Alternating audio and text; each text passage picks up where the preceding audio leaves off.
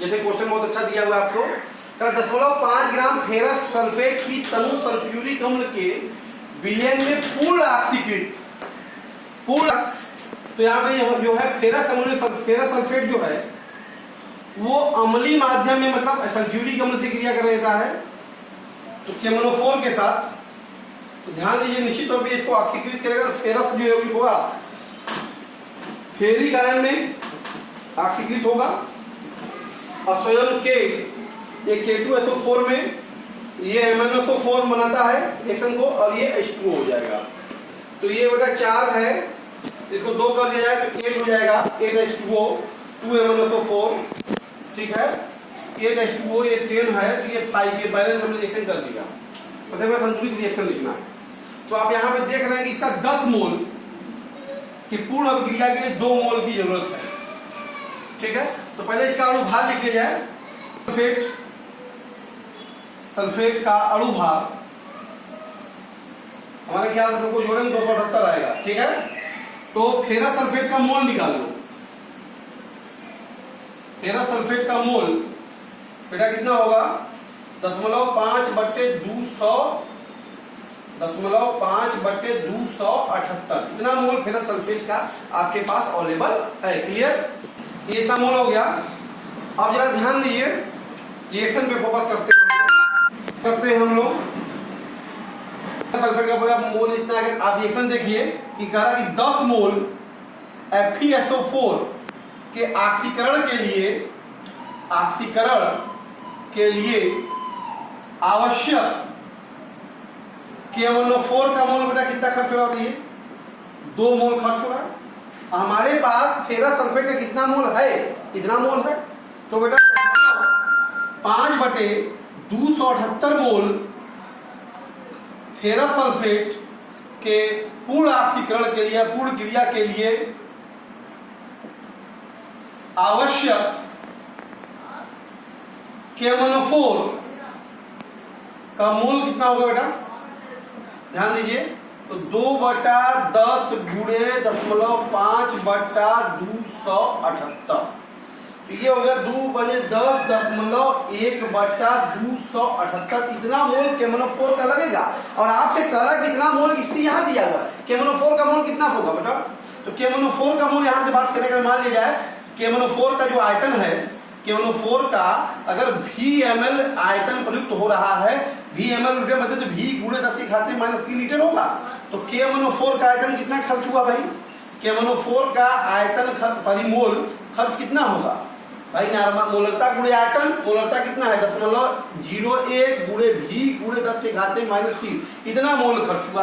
तो ये मोल यहाँ से ये मोल यहाँ, दोनों क्या होगा बराबर हो जाएगा, दोनों मोल सेम है, ठीक है। यहाँ से बराबर अगर कर दे तो बेटा कितना जगह चाहिए, V गुणे 10 के घाते देखो -5 है, V गुणे देखो कितना है 10 के घाते -5।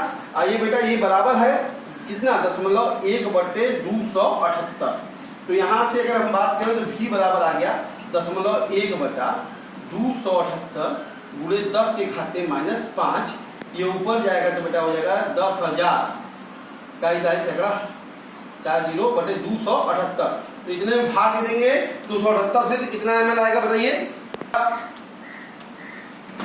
36 ml, लगभग 36 ml का जो है KMnO4 का इस पूरे रिएक्शन में खर्च हुआ होगा। क्लियर है बेटा। है कि गर्म तनु सल्फ्यूरिक अम्ल विलयन की उपस्थिति में 10 ml 0.05 m ऑक्जेलिक अम्ल को पूर्ण उदासीन या पूर्ण ऑक्सीकृत करने में कि KMnO4 विलयन के 5 ml लगते हैं। तो पोटेशियम परमैंगनेट विलयन की मोलरता व सांद्रता बतानी है। क्लियर है, कोई बात नहीं है। तो पहला काम तो हम इसका रिएक्शन लिखने की कोशिश करते हैं कि ऑक्जेलिक अम्ल की पोटेशियम परमैंगनेट के साथ सल्फ्यूरिक अम्ल की क्रिया क्या होती है। तो KMnO4 का रिएक्शन जरा ध्यान दीजिए, KMnO4 प्लस H2SO4 अम्लीय माध्यम है, प्लस 5H2C2O4 ऑक्जेलिक अम्ल से बेटा क्रिया कराएंगे आप। तो डेफिनेटली आप जानिए कि K2SO4 बनना तय है, 2MnSO4 बनना तय है। तो ये हो गया 3 सल्फ्यूरिक है, तो बेटा ये हो जाएगा आपके पास और 10 CO2 भी बनेगा और प्लस 5 और 3 मिलके बेटा 8 H2O भी बनेंगे। चेक कर लीजिए, देखिए रिएक्शन हमारे बैलेंस है कि नहीं है। 2 potassium 2 potassium, 2 manganese 2 manganese, 3 sulphate है तो 3 2 1 3 सल्फेट भी हो गया हमारे पास। और हमारे पास ध्यान दीजिएगा 5 गुना के 10 कार्बन 10 कार्बन। ऑक्सीजन की संख्या अगर चेक करिए तो जो होगा 8 और 20 28, 10 गुना 20 और 28, 8 हाइड्रोजन बैलेंस है। ठीक है, इस तरीके से 8 गुना के 16, 5 गुना के 10 16। तो अब यहाँ देखिए इस रिएक्शन में इसकी और इसकी बात करनी है तो 2 मोल केमोनोफोर के पूर्ण ऑक्सीकरण के लिए 5 मोल ऑक्जेलिक अम्ल की जरूरत है।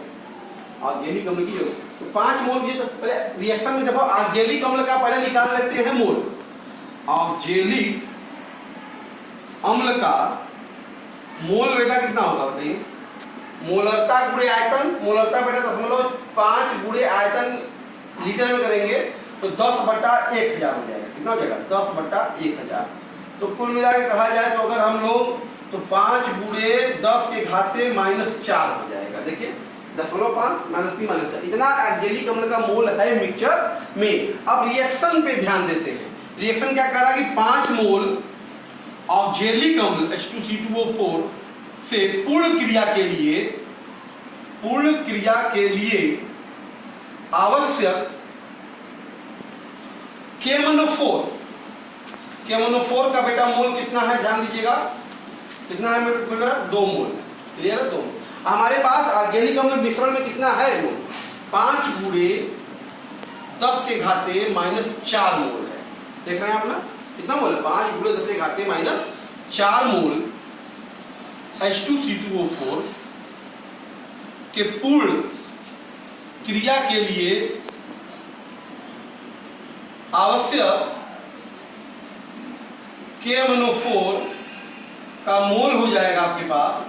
बताइए 5 के लिए इतना है तो 5 गुणे इतने के लिए कितना होगा हमारे पास? 2 गुणे 10 के घाते -4 मोल ये भी खर्च हो जाएगा। तो केमोनोफोर का इतना मोल खर्च हो गया रिएक्शन में। बस मोलरता निकालनी है। करना क्या है? मोलरता मोल मिल गया, आयतन दिया ही है तो केमोनोफोर की नॉर्मलता केमोनोफोर की मोलरता बराबर क्या होगा बेटा? मोल कितना है? 2 गुणे 10 के घाते -4 बटे आयतन लीटर में। आयतन कितना है? 5 गुणे 10 लीटर 10 के -3 तो ये हो जाएगा 0.2/5 तो 0.5 का 20 0.4 तो 0.04 यम जो केमोनोफोर प्रयुक्त हो रहा है इस रिएक्शन में उसकी मोलरता कितनी होगी? 0.04 यम होगी। फिर क्या पूछ रहा है? ग्राम प्रति लीटर में सांद्रता भी पूछ रहा है। तो केमोनोफोर का अणु भार पता है सबको? केमोनोफोर का अणु भार भाई कुछ चीजें आपको थोड़ा याद रखनी पड़ेगी। यहाँ पे इसका 158 होता है। रिएक्शन सबसे इंपॉर्टेंट होता है। यहाँ पे रिएक्शन ध्यान देना है कि इसके रिएक्शन में क्या प्रोडक्ट बनेगा और कैसे बैलेंस संतुलित समीकरण। ठीक है, तो अणु भार मिल गया तो केमोनोफोर की सांद्रता क्या होगी?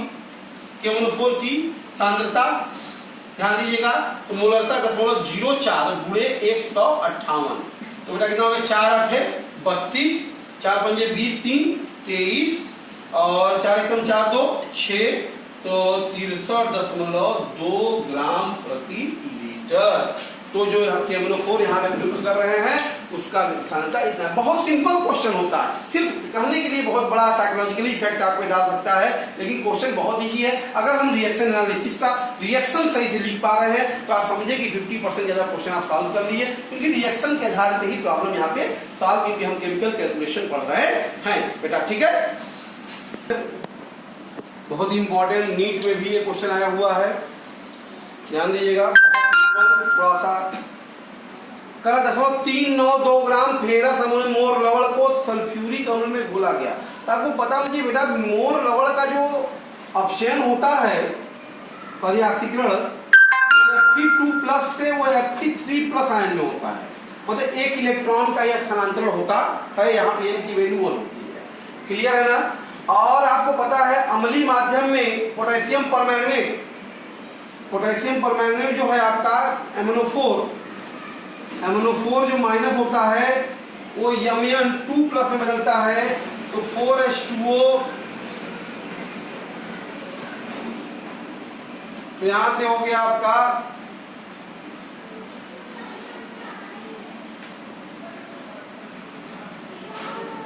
प्लस 8H प्लस तो 7 5 इलेक्ट्रॉन, तो यहाँ पे n है 5 और यहाँ पे n है 1। ये इस रिएक्शन का एनर्जी की विधि अम्लीय माध्यम में दोनों है, ठीक है। तो जरा सा ध्यान दीजिए, पोटेशियम फेरस अमोनियम सल्फेट का अणुभार क्या होता है बेटा? मोर लवण का, मोर लवण का अणुभार क्या होता है? 392 होता है।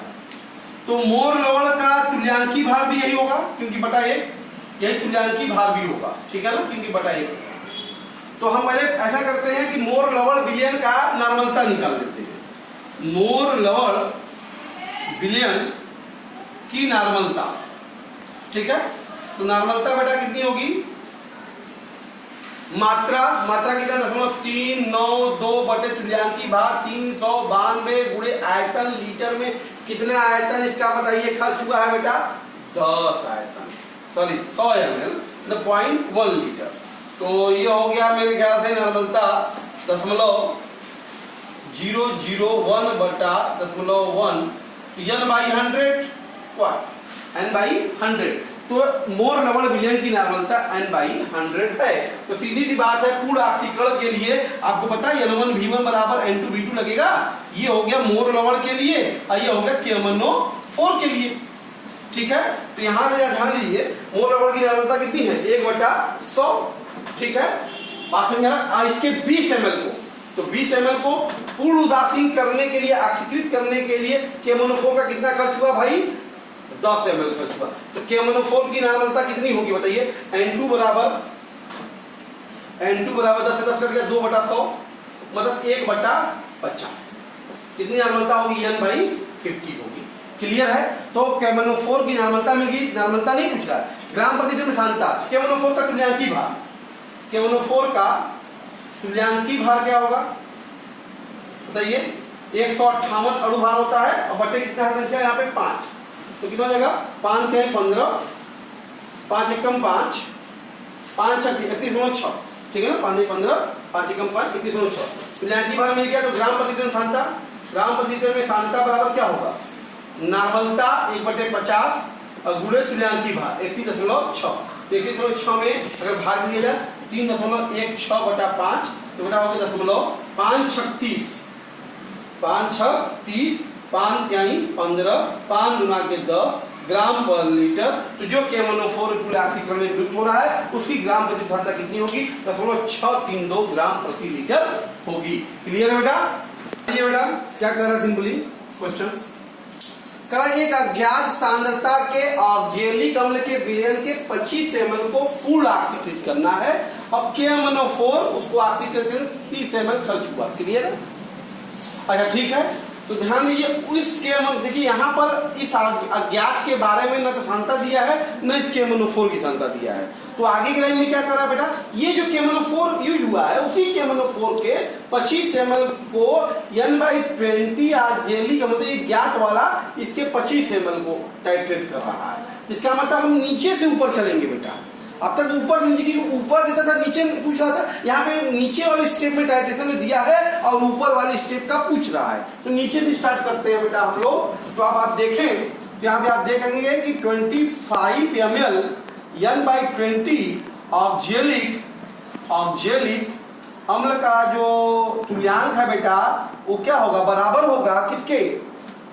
KMnO4 के 25 ml के, ठीक है। KMnO4 के 25 ml के। तो ये N1V1 बराबर N2V2 होगा। इसको पूर्ण क्या कर रहा है? देखिए पूर्ण रूप से बोला है।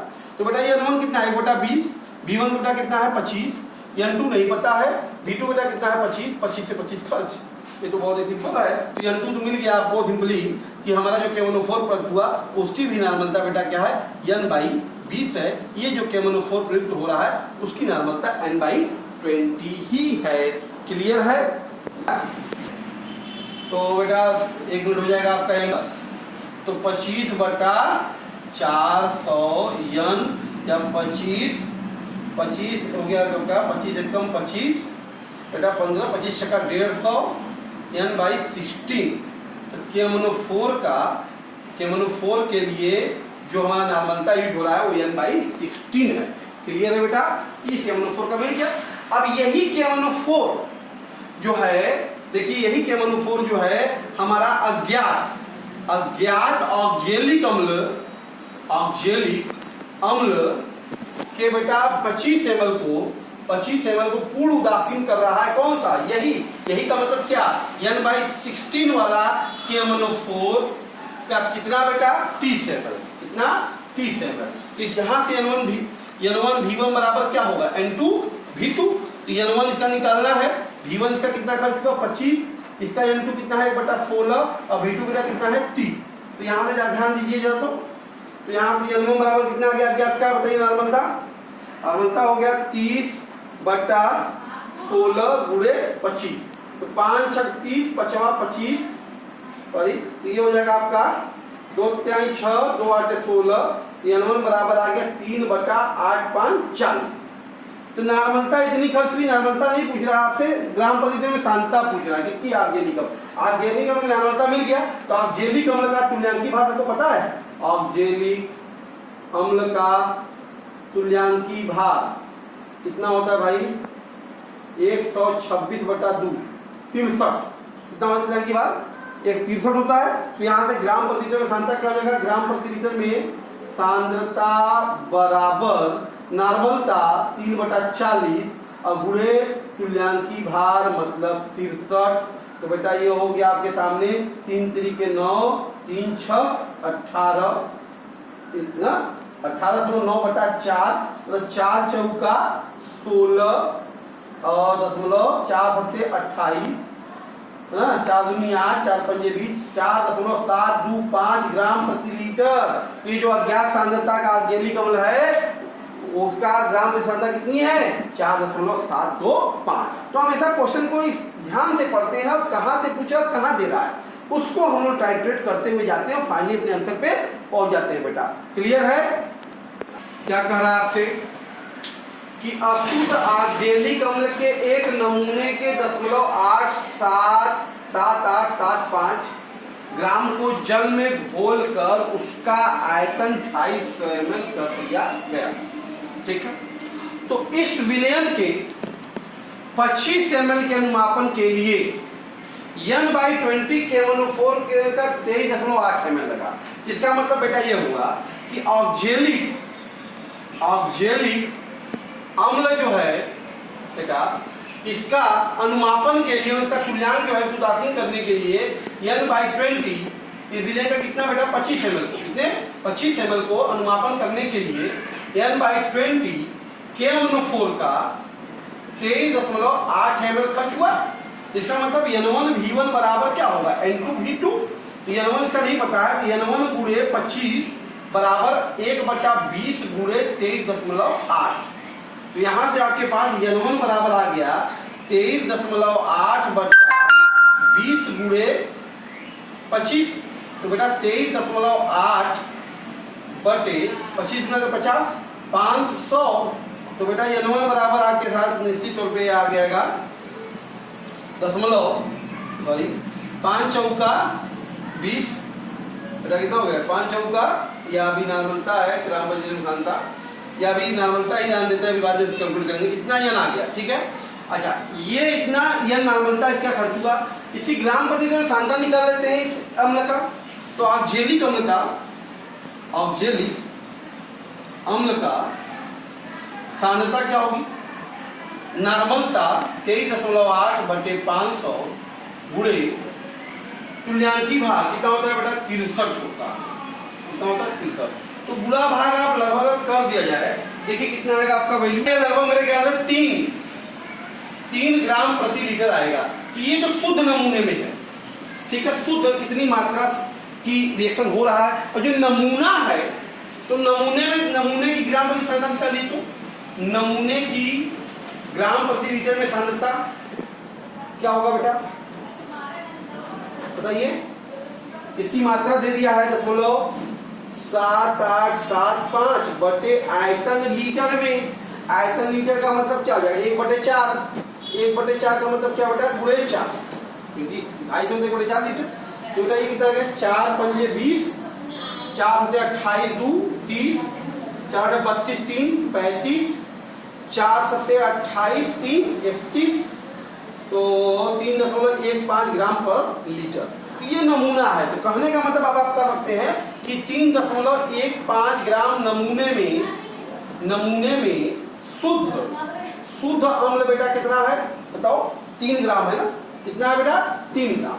तो परसेंटेज पूछ रहा है, जैसे 100 ग्राम नमूने में शुद्ध अम्ल कितना होगा बताइए? शुद्ध अम्ल होगा 3/3.15 गुणे 100। देखिए कितनी आई वैल्यू आपकी? चुका होगा मेरे ख्याल से 95.2%। तो इसलिए जो ये हमारा शुद्ध नमूना है उसमें शुद्ध आर्गेनिक अम्ल बेटा कितना है? 95.2% प्रेजेंट है। क्लियर है? हाइड्रोक्लोरिक और सल्फ्यूरिक अम्ल के मिश्रण सॉल्यूशन में ध्यान दिए। हाइड्रोक्लोरिक अम्ल HCl + H2SO4 का जो विलयन है, विलयन की नॉर्मलता 60 ml की क्रिया कराई गई। इसका मतलब विलयन का जो तुल्यांक होगा, इसलिए मिश्रण का जो तुल्यांक होगा बेटा कितना होगा? मिली तुल्यांक या तुल्यांक, हम मिली तुल्यांक की ml की बात है तो मिली तुल्यांक करते हैं। मिली तुल्यांक कितना होगा इसका? ध्यान दीजिए। तो मिली तुल्यांक हो जाएगा हमारे पास, यहाँ बाद में करना ही पड़ेगा। तो 1/15 गुणे आयतन लीटर में, तो 60 गुणे 10 के घाते -3। तो इतना हो जाएगा हमारा इसका मिली तुल्यांक। 15 × 60, 4 गुणे 10 के घाते -3। इतना मिश्रण का मिली तुल्यांक है। अच्छा, खास बात की अगर बात की जाए कि अगर मिश्रण क्रिया करेगा AgNO3 के, कितना AgCl प्राप्त हुआ? AgCl भाई सीधी सी बात है कि अगर आप देख रहे हैं HCl ही AgNO3 से क्रिया करके AgCl + HNO3 बनाएगा, क्योंकि H2SO4 इससे क्रिया करके AgCl तो नहीं बनाएगा। इसका मतलब रिएक्शन में खासतौर पर AgCl बनाने में HCl का भाग ले रहा है। तो AgCl का अगर हम बात करें, AgCl का तुल्यांकी भार अगर निकाल ले, तुल्यांकी भार, तो ध्यान दीजिए AgCl तुल्यांकी भार कितना होगा भाई? भार मतलब अणु भार का कितना है? 108 धन 25.5, 143.5/1, मतलब इतना ही इसका तुल्यांकी भार होगा। क्लियर है? अच्छा, इसका मात्रा कितना प्राप्त हुआ? 0.287 ग्राम। तो AgCl का तुल्यांक कितना होगा? रिएक्शन बताइए। AgCl का तुल्यांक बेटा, AgCl का तुल्यांक क्या मात्रा? 0.287/143.5। ये AgCl का तुल्यांक होगा। जरा इसको भाग देंगे, दीजिए कितना है वैल्यू? तो ये जाएगा 2 गुणे 10 के घाते -3 के आसपास आ जाएगा बेटा। अच्छा, ध्यान दीजिए, अब इस रिएक्शन में एक तुल्यांक की क्रिया AgCl के तुल्यांक के बराबर है, क्योंकि पूर्ण अभिक्रिया में आप देख रहे हैं, पूर्ण अभिक्रिया में HCl का जो तुल्यांक है बेटा वो कितना है? AgCl के तुल्यांक के बराबर है, के तुल्यांक के बराबर। इसका मतलब कितना होगा बेटा? 2 गुणे 10 के घाते -3 ही होगा। HCl का तुल्यांक आपको मिल गया विलयन में। तो उसी प्रकार से अगर हम बात करें तो आपका H2SO4 का तुल्यांक कितना होगा बताओ? H2SO4 का तुल्यांक कितना होगा? H2SO4 का तुल्यांक होगा आपके सामने 4 गुणे 10 के घाते -3 - 2 गुणे 10 के घाते -3, तो मतलब 2 गुणे 10 के घाते -3। H2SO4 का तुल्यांक आपका क्या है भाई? मिश्रण का कुल तुल्यांक 4 गुणे 3 है। H2SO4 का तुल्यांक 2 गुणे 10 के घाते -3 हो गया। विलयन में दोनों अम्लों की प्रतिशत मात्रा आपको क्या करना है? निकालना है। तो H2SO4 का तुल्यांक क्या गया? तो HCl की मात्रा कितनी होगी बताओ? HCl की मात्रा बराबर क्या होगा भाई? तुल्यांक की संख्या गुणे तुल्यांक की भार। तो 2 गुणे 10 के घाते -3 गुणे 36.5 ये होगा। इसका मतलब ये हो गया आपके पास 2 5 10, 36 × 72 73, तो 73 गुणे 10 के घाते -3 ग्राम ये HCl की मात्रा हो गई 60 ml में। इसी प्रकार H2SO4 की मात्रा कितनी होगी? H2SO4 की मात्रा होगी, वो भी चूंकि वही सेम है, तो 2 गुणे 10 के घाते -3 गुणे 49, तो 98 गुणे 10 के घाते -3 ग्राम क्या H2SO4 है।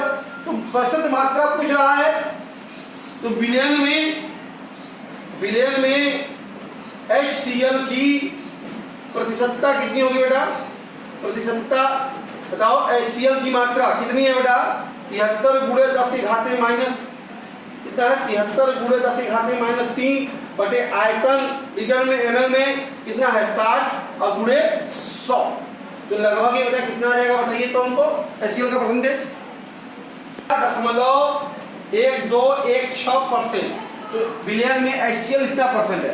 इसी प्रकार से H2SO4 का निकालो तो H2SO4 की प्रतिशतता कितनी होगी बेटा?